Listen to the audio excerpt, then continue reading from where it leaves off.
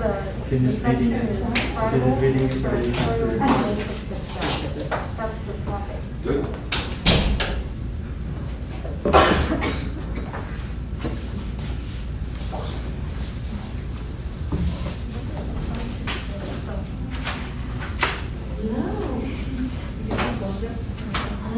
Yes, but I'm still reviewing it. Trustee Hara, did you get a chance to read the updated contract for Dr. Okada? Yes. Okay, good. Good. How about you, Trustee Greener? Yes. Did you get a chance? Okay, Yes. fantastic. Ready? Okay, good.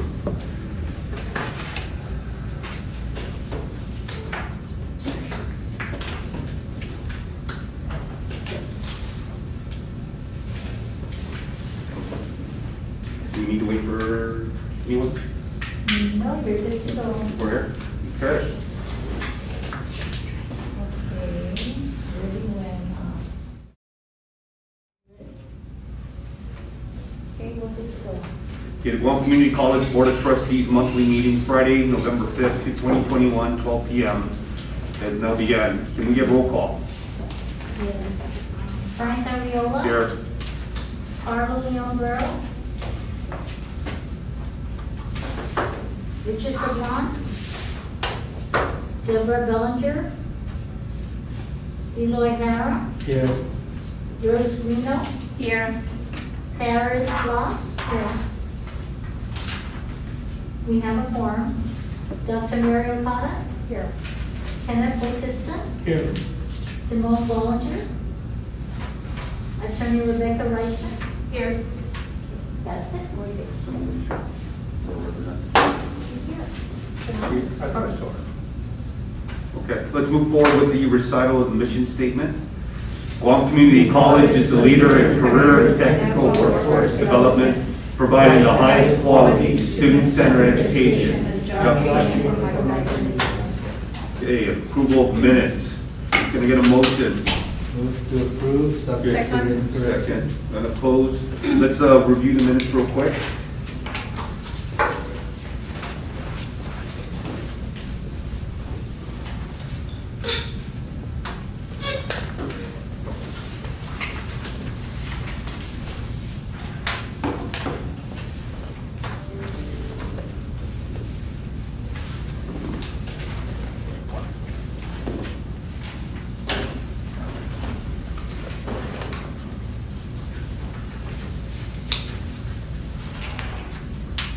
Any comments, any changes? Do you guys need more time?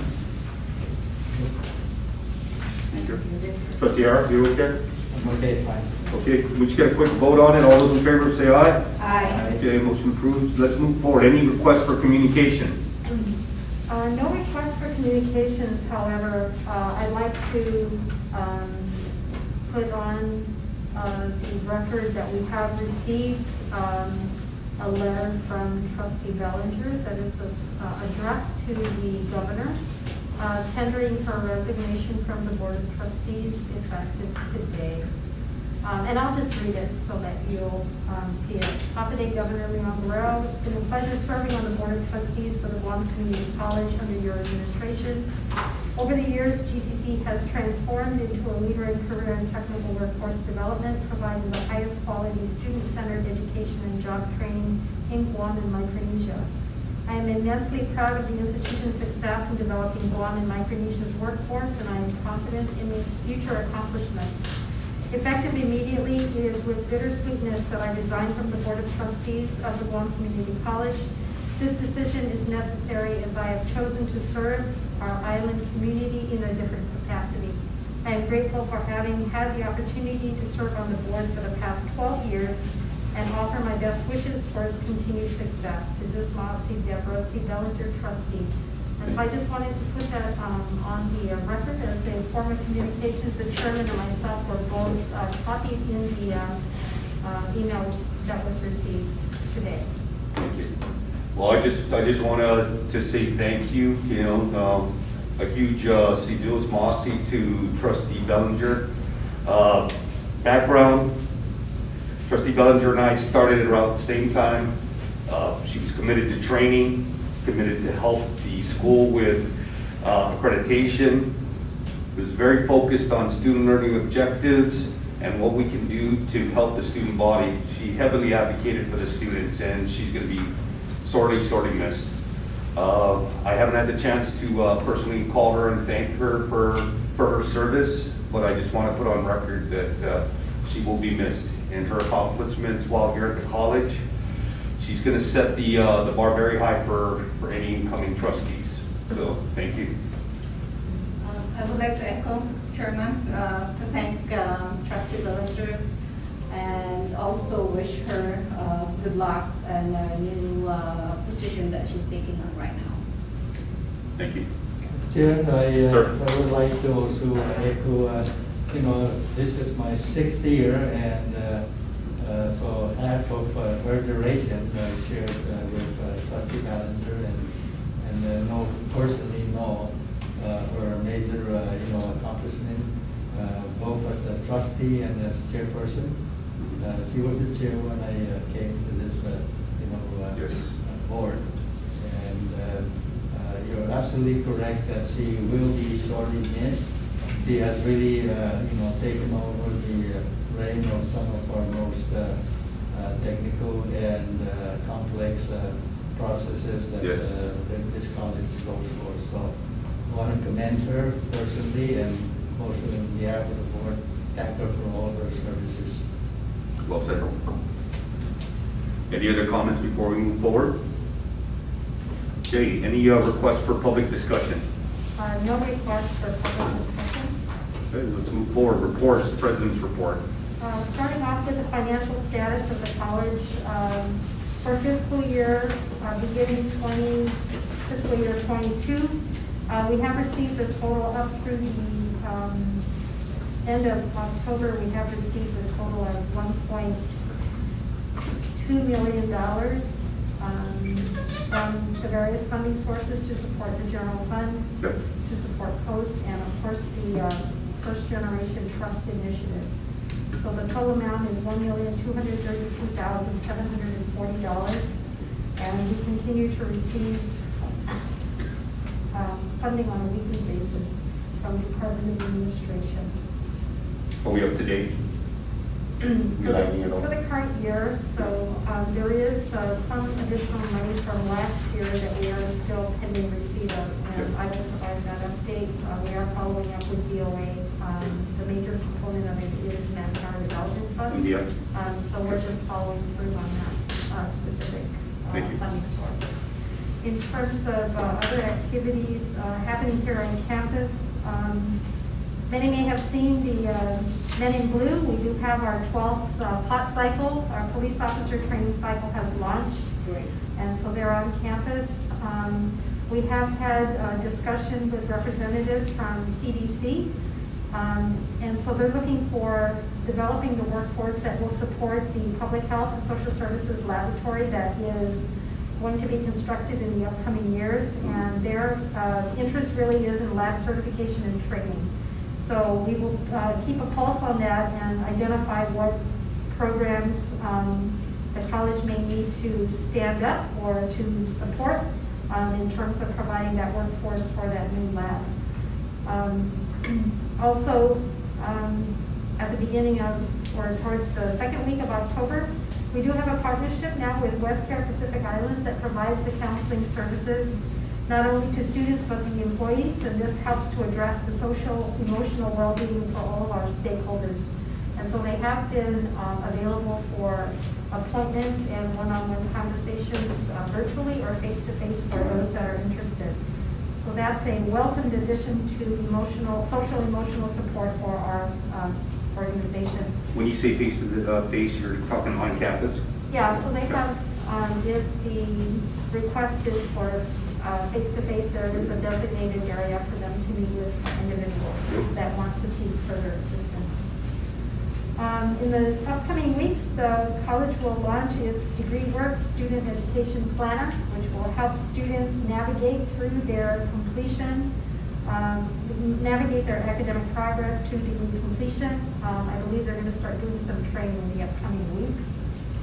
And then, one of the exciting things is that with the passing of the fiscal year 22 foundation budget, one of the projects that was identified last February when we had the E2 symposium was the request for GCC to support a scholarship for members of the LGBTQ community. So this will be our first time to initiate such a scholarship, and that has been approved. And so we're working on the requirements to qualify for that particular scholarship. And so we will launch that, the first scholarship to support LGBTQ stakeholders here on campus. And so that was a result of the E2 symposium that we had when we had a panel of representatives, including our partner from NSF, Bill Cruikshank, and we had OPA, the Office of Public Auditor. We had Justice Cruz also here. And so one of the requests that we had was, how could the college help? And that was their request. Lieutenant Governor was also present during that time. Very good. Spring 22 registration has been opened, and so we will continue to offer support services for students, including academic advisement and counseling, financial aid workshops, and that will continue till the end of December because we have an early semester start in January. So we're ramping up to continue to support that registration for students. We did have the Meet the President as reported at the last meeting, but there were several requests from students, and that they related to educational resources, questions on vaccinations and whether the college will require the vaccination. But I did have an opportunity to speak to both our our student trustee, Paris, and our faculty union representative. And the college is looking to potentially roll out the requirement for vaccinations for students. But the earliest date for us would be summer of 22. And primarily because we're looking at if we start to require the vaccination, that we have access to vaccines to administer if they opt to choose weekly testing. That service has already been provided to employees that are meeting the required mandate by offering weekly testing here on campus for them. So in order for us to expand it to our students, we wanted to ensure that we had some mechanism so as not to disrupt their already disruptive academic progress. We wanted to make sure that we had some support here on campus, and so we're working through that. Dr. Carter, I just want to mention that I actually went and visited the student center, the actual clinic, and it was very clean, employees were very welcoming, and I just thought it very, very good, service to provide to our students. Okay, thank you. Yeah, thank you very much. And then, so let's see. Oh, we had college assembly on October 11th, and there were 3 online training mechanisms that were provided for all employees to take. This was offered through our insurance providers, United Educators, and it really focuses on the continuing requirements for us to have training on sexual harassment. And so that's something that we offer all the time, every year, to our employees. So the 3 topics and the 3 modules that that the employees took was Trust Betrayed, Understanding the Clery Act, and the Clery Act relates to any incidents here on campus as it relates to crime and statistics, and then Fostering Student Mental Health and how to detect someone that may have show some signs of distress and how we can help with that. So that was, and many of the employees, there may be a few that were on leave at that time that have not completed, but for the most part, I would say all employees have completed that training as required. The college has launched the update to the facility master plan. Information and feedback sessions are currently being held. Started last week, and it will begin for the next 24 weeks, and we will schedule one for the board to attend so that they can see how the updates to the institution, to the facility master plan helps with the phasing of upgrades, not just on the infrastructure side, but also the technology side to support student learning here on campus, and what those next phases would be in terms of project redevelopment here on campus. And I will report on the remaining construction projects at the end of the, or towards the end of the year. Thank you, Dr. Acosta. Monthly activity reports. Karen. good afternoon, trustees. So I provided just a report of my party for today. So one CASA October general membership meeting was held last Friday, October 22nd. There were 18 student organizations that remained active and in participation, so that's a good number of organizations. And then in those meetings, of course, student organizations share their organization monthly reports and events that are coming up in the semester. Also during the last GM meeting, I went over several policies pertaining to the Clary Act as President Okada, and the ones I touched on, which were also in the student handbook on page 18, were social media policy, the tobacco product, electronic cigarette, and middlenet-free campus policy. So e-cigarettes are very, very popular with students, and you see them on campus, but of course there's a policy on that. Pandemic response plan, of course, while we're still in the pandemic, there's going to be still our protocols in place until after the pandemic is, and then we'll start to, I guess they want to get off their mask and, but the social distancing in the congregation is still highly encouraged. Then the campus crime and security, of course, if you see something, say something, and that just reminds the students that it's not just, but students, right, on campus. Fall 21 Tour of the Pacific Pumpkin Contest that was held on Thursday, October 21st. The winners of the contest were announced on Friday during the GM meeting. There were 7 entries and 3 winners, which is Culinary Arts Students Association, Digital Arts Society, and Human Services Organization. These organizations, they prepared, right? But it was also well organized by POPSA. Lastly, to withdraw the full term classes was on Friday, October 15. Then POPSA's last event for fall, that's coming up, would be the Zumba Mixed Fit Recreation Activity. And that will be held on Wednesday, November 17, between 5:30 and 6, and it'll be in the center courtyard. So safety protocols are in line and will be followed. So we encourage who wants to join us, come out. Yeah, and this will be a good way as we approach the holiday season. It'll be a good way for them to, get out there, exercise, and right, and do it as a family too. Our semester is coming to an end. Yeah. Well. Beginning October 12th, students are reminded to update their vaccination records to include their COVID-19. So I actually stressed that during our last President Okada. I reminded students that, just to adhere to this, and follow. And I think we'll actively see that in spring of 2022, right? GC COPSA co-hosted Breaking the Chains, Decolonization and Climate Action Conference that was held on Friday, October 29th. So GC participated in that. And it was held in the FPA from 1 to 3, was held virtually, it was held virtual. And it was well attended with a lot of good information shared during that conference. As President Okada mentioned, the uplifting counseling that's provided by the students, I think that kind of helps as we're still in this 4th wave, right, of this pandemic. I think students appreciate just having the service available on campus so they don't have to go out and look for that, right, or search for counseling services. GC students can apply to Bellevue University with their bachelor's degree program, so that's available for students. I personally, as a criminal justice major, I reached out to the college, and there was one program that I was personally interested in, which is the Intelligence and Security Services. So I'm in the process of, right after my associates in the spring. So that's, and I think with the criminal justice program, I think a lot of the students appreciate, these partnerships.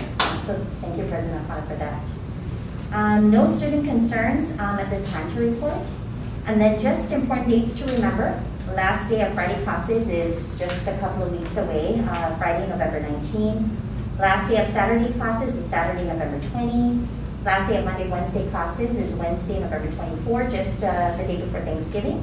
Then we go on Thanksgiving break, and the last day of the semester is officially on December 2nd. Okay? And then the next general membership meeting is today at 1 o'clock at the Allied Health. So. Yeah, just wanted to find out, I understand that some checks went into the mail for some students. Yes, yeah, yes. Anything to reply on that? No, actually, the first batch of the CARES Act, I think students already started to see it, and those that have opted for direct deposit, the banks received it. Students received their CARES Act. And then the Pell also went out, I think, a week later. Very good. So checks were in the mail. They didn't offer direct deposit.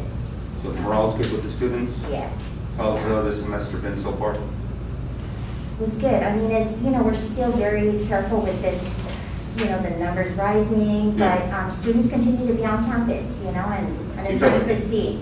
And so they're conditioned about, wiping down their areas, keeping social distance in class, right? And if not, they're reaching out to their instructors, which is nice because the professors and instructors are, accommodating students who can't be on campus, especially with the school, DOE, those that help children. So, thank you. Yeah, we just encourage them to communicate with the team. Yes. Good, One thank of the you. things, President Okada, one of the questions was the availability of laptops and Wi-Fi during spring. Is that something that has already been? So we will have laptops and Wi-Fi available for spring. Okay. So if a student, so our regular process is if they're completing the semester for fall, Right. and they are registered and completing and continuing in the spring, Right. then they can just hang on to the equipment without turning it in and having to recheck it out. As Okay. long as they can show the registration for the spring semester. Perfect. Okay. Thank Yeah. you. So that'll continue, and we do have, I think we have up to 200 laptops now, Okay. and, I want to say 200 Wi-Fis. Okay. Perfect. Thank Very you. good. Well, thank you for the report. Okay, let's move forward. Faculty advisor member. Off day, everybody. I just wanted to add on to what Paris was saying about the Breaking the Chains Decolonization and Climate Action, and just add some information to that. It was a great event. It was a hybrid educational forum. And so, a hybrid educational forum. So it was held at the MPA. It was sponsored by the Finogi Coalition and COPSA.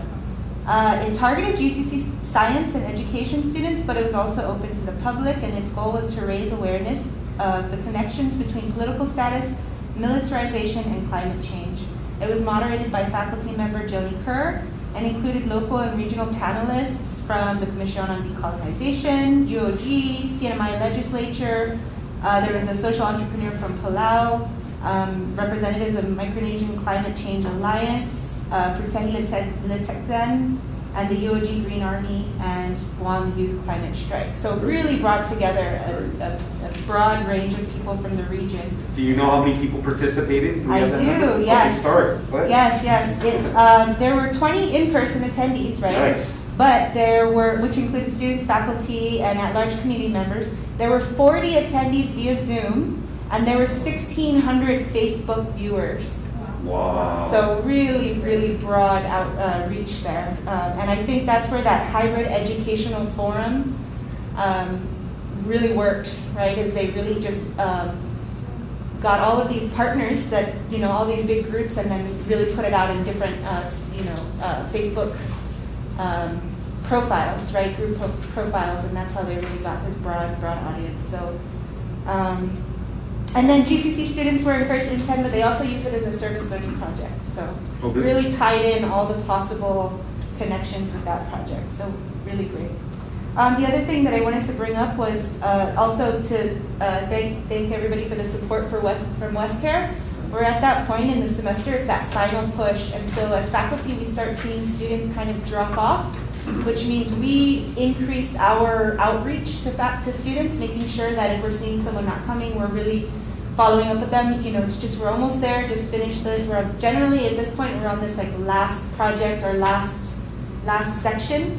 But also we do a pickup in advisement because to help students with the spring semester coming up. So choosing their classes, looking at their educational plans with them, making sure that they're taking the classes that they need. And so between those two additional areas that with the additional from the classes, that's really where faculty are putting in a lot of their efforts right now with the students. Simone? Yes. On the decolonization aspect, were all three options well represented? Independent, stated, and free association. So I think what they focused on was the connections with political status. So they didn't have representatives from the specific status Okay. groups. They just had, it was Melvin Wampat Borja from the Commission on Executive Decolonization. Director, Yeah, he was the one talking on the connection to decolonization. I see. Just curious whether, You to know- what extent the, Yeah, my understanding is because it's on Facebook, you can actually watch, you can still watch it. What I can do if you like is get a link to the video if you're no, interested in yeah, seeing okay. it. Yeah, fine, thank you. Yeah. I'm part of the decolonization. I remember we hosted you in the English department, we had all three status options present Correct. and Correct. you presented, yeah. That's why I was wondering whether, we went into that detail. Well, it was pretty broad because political status, militarization, and climate change, those were the three big topics. So I'm not. I was also ground from the start of the militarization, was part of the task force for, the civilian military task force for, the military buildup. From the beginning up to 2015, I was a very active participant. Very good. Yeah. Thank you. So maybe I have to check on the link. And Yes, I will see send it. what all that is. Yeah, thank you. Thank you very much. Okay, let's move forward. Thank you. Support staff advisory member? Good afternoon. As President Conrad mentioned, we had a virtual college assembly on October 11th. There were several very informative trainings that the employees went through. There were also updates on a bunch of the stuff that they want to talk to. One of them I want to touch on was the COVID-19 health and safety updates. Good. That discussion took place, and there were a lot of concerns. We ended up, the college ended up holding a town hall meeting just on that subject alone Wow. to answer some of the concerns that the employees had at the time. And I feel very confident that now that they looked at the concerns and addressed the concerns. And now, like I said, I mentioned this in the last meeting, there was a concern about the safety with the contact tracing or content notification. And they went ahead and said, okay, this is what they were going to do. They got the plan, and so now I think most of the employees now feel more comfortable. And it, like I said, it gives us a feeling of a safe environment, which is pretty much what GCC operates, dealing with emergencies like concerns that we needed to have rectified or discussed. And so they actually took up their concerns and comments, and they went ahead and addressed it at this time when we meeting. Thank you. Yeah, so that was pretty good. That was great. And other than that, we're just working through the semester, getting ready. We did have a campus-wide sanitization, especially in areas where students and the public are at. So they did that Saturday. This Saturday went down, and so whatever staff was that are set to do, or whatever place was set to do certain cleaning in certain areas, they were they went and did that on Saturday, which again, like I said, it's a good way to keep our community safe from this COVID, especially with the numbers going up. Very good. Thank you, That's the Sharon. end of my report. Well, thank you. Board of Trustees Community Outreach Report. Do any of the trustees have anything to report? San Diego? About San Diego, yeah. Yes. Yeah. Anything else? Any other outreach? I wanted to speak about some. Yeah, sure. Yeah, it's open. Thank you. I would like to say thank for the opportunity to attend to the Community College Trustee Congress. This is actually usually go every year, twice a year for face-to-face conference, but this is my first face-to-face conference. Since the COVID in 2020, and I'd like to say that I'm really proud to represent GCC Personally, as a new trustee, it's really a great conference to attend to. I was able to network and really get talk to the those trustees that have been in trustee for in attendance for 25 years or 30 years, and really lot of information. And I think President Okada was teasing me because I came home with an information overload, and I think it would reflect in my long trip report over there. There's a lot of information. So the Congress is focused on the theme on DEI, diversity, equity, and equality. And also a strong emphasis on partnership and collaboration. So we do have a lot of sessions that that we were able to attend to, and to learn a lot of different partnerships and collaborations. All of this, I'm really glad that we're giving that scholarship now into our foundation to the LGBT. I think is one of the emphasis that is inclusion, having that equality. It does a lot of discussions and a lot of the sessions. And another one is a lot of partnership and collaboration. I would say that kudos to Chairman Ariola, Carla, Trustee Carlo, and President Okada for a very good presentation of our initiatives here at GCC. So proud to be part of the team. There's a lot of questions. It's really Before we finish, there's really like a lot of interest on our presentation coming up from a small university.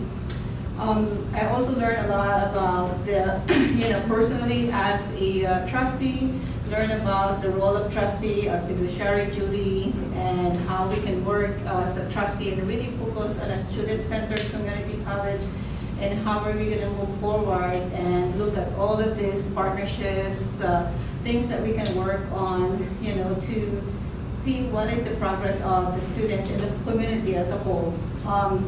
The presentation was really well attended, and especially looking at being far, a small community college, but we actually did a lot of stuff here in the colleges, and that we're able to accomplish, and it's a challenge in the bigger colleges. The partnership and the relationship we have, I would say, because an advantage of being a small community, the communication is great, and the partnership and collaboration both in the private and the public health sector, the public sector, even in the administration, with the legislation, we have that strong collaboration and a communication. That is the biggest challenges for the other states, just to let you guys know. Even to speak to their senators, to speak to their governor, is a challenge for them. And we don't have that problem. And then President Okada is really leveraging her partnership with both the private and even in our government. And I said to myself, wow, so we kind of spread out and trying to attend different sessions. There's a lot of sessions, and getting to know and getting one of the things that we can learn as a college from this, from all of this presentation. So I came home very proud that there's a lot of things, that success that we do, and really upload, and with your leadership, President Okada and Chairman Ariola. Let me just stop Trustee Greeno there. She's extremely tech savvy. She was teaching all of us how to use the app. So our photos were on the app, and photos from the thing were taken. She's turning red. The other thing I did want to say also was the NMI College actually was there in full to support us. So I would, hope I didn't interrupt you, but. No. Yeah. And actually there is an app, and you can look into the app, actually upload our pictures. That I want to make sure that Guam is up there in the map with the different colleges. I know that's why he said about being tech savvy, because I use the app really all the time. We also had a guy that said he straight out told Dr. Okada, we're going to copy. Yes, they're going to copy our thing. So it's very, I'm glad, and thank you for sending it. Thank you. Anyone else? I guess actually my observation is almost opposite from the theme of the, of the conference. Because in most colleges, the diversity Mhm. is white versus minority. Yeah. Here in our college, we're a minority versus, the majority. Yeah, primarily. So basically, the application in some of those are really kind of, unique to us. Yeah. And there's almost all the conferences that I attended, including resolving the COVID-19 situation. I mean, we're in really in a lot of respect, and I'm proud of you folks that you did your presentation that well, and because we really were ahead than most of the other Yeah. colleges in the United States. I feel very proud because we actually excel in almost all categories. And thank you, Dr. Okada, and of course with the leadership of Chairman Muriola. You folks really place us on the map that we are the college to almost emulate. So Yeah. that Thank was you. my observation, Mr. Chairman. No, very good, very good. Mr. Chairman, just one emerging opportunity because in 2023, they plan to expand Pell to incarcerated individuals. And so that's an opportunity for us to provide a program inside the prison for those that are ready for release so that they can, one, reduce recidivism and also get them gainfully employed so that they don't end up back in prison, but providing them with some skills. And so there were a couple sessions regarding that, and it's really focused on the funding opportunity that will be made available to those individuals. And 2023 seems to be the target date for the second chance Pell to come out. Oh, good. And so we'll be monitoring that and see what we can do to devise. Right now, we only offer adult education and GED for prisoners that are incarcerated. But we do have those that attend on campus as part of the work release program. But we don't have any other programs inside the prison, but something for us to definitely look into. Thank you. Okay, if nothing else, let's move on to unfinished business. Construction project updates. Okay, starting with the forensic lab. The forensic DNA lab is currently at 82.06% complete. And we are looking at a February completion date, and then a May completion specifically for the generator system. So the generator system, the alternate bid was issued at a later time, so that is through May of 22. But the building is looking really good and nearing completion at 82.06%.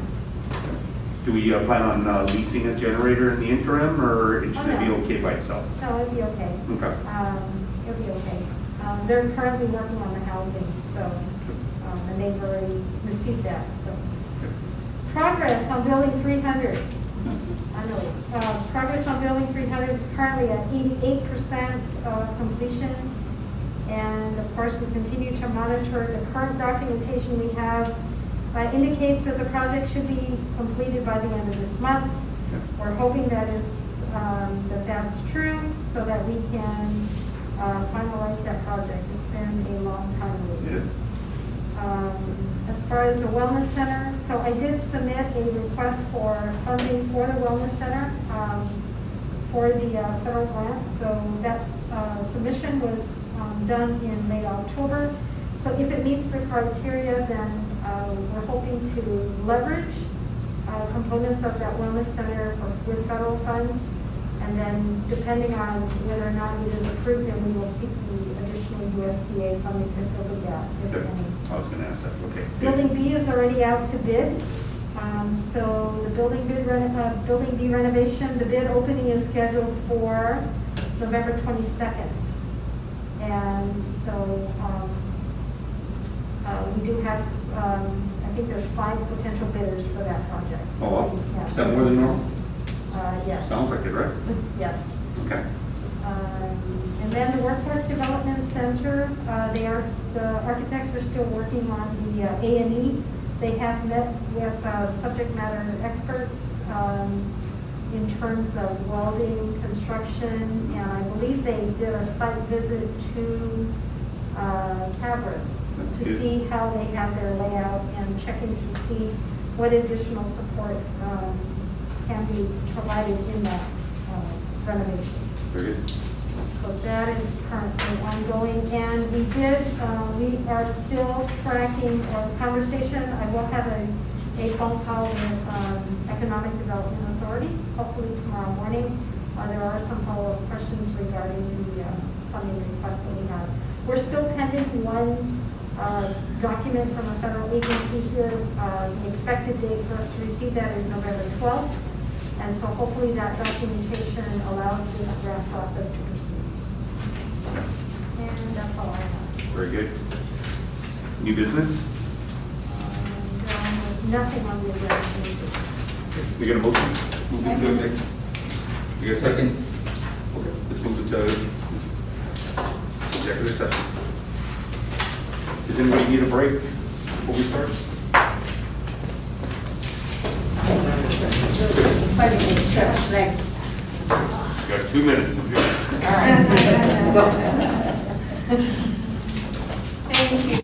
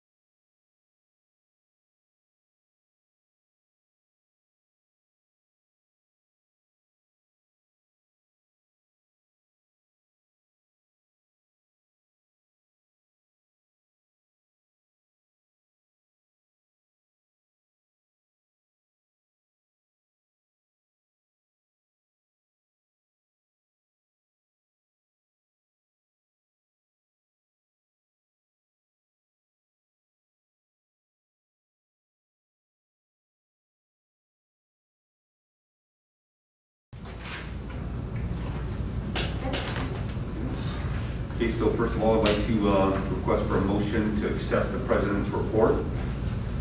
I move. I need a motion to move the president's report, accept the president's report. Okay. Okay. If no objection, motion passes.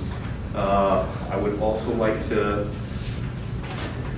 make a motion to acknowledge the June 16, 2029 to June 15, 2020. 2019, I'm sorry. 2019 to June 15, 2020 evaluation. And then also the June 16 to 2020 to June 15, 2021. And I even have this written down. It's wrong. Move to approve. Okay, I got a second. If no objections, motion approves. And lastly, wanted to thank the president again for working through on her contract. And we're here today to present a Fourth Amendment to the board.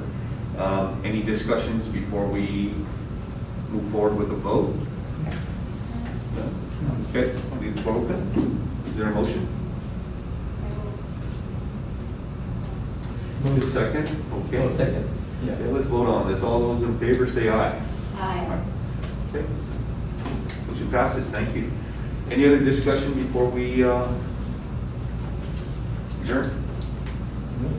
Yeah. Just thank you for your continued confidence in the ability to support students as we navigate. We will be in the upcoming months starting to work on our accreditation report. Our accreditation review is coming up in the next several years. I believe it starts in 25, but we will begin our training in spring of 22. So. Thank you very much. Thank you so Dr. much, Alcala. President Flores, and of course, the rest of the staff, Good. excellent work at GCC. Yeah, I just want to thank everyone for participating, and can we get a motion to adjourn? So moved. Second? Second. We don't have any objections, the meeting is adjourned. Thank you. Congratulations, Dr. Alcala. Congratulations.